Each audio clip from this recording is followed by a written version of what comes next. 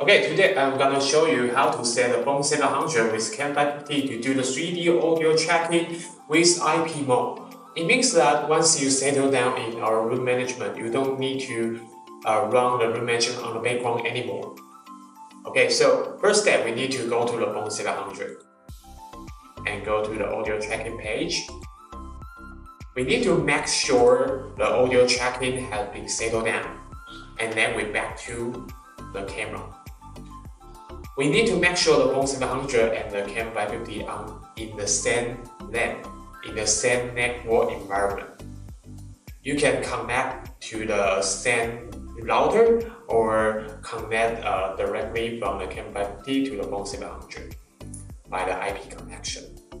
And then we go to the setting, and we can go to the setting page.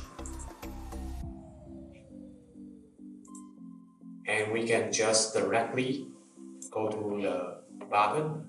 We can see the preset camera here, and we start. And here we need to set the set name here, and you can just type in the FONE700 and enter. And then we can just turn on. And when we turn on, you will see you will have the FONE700 option here. So we just select the FONE700 and continue.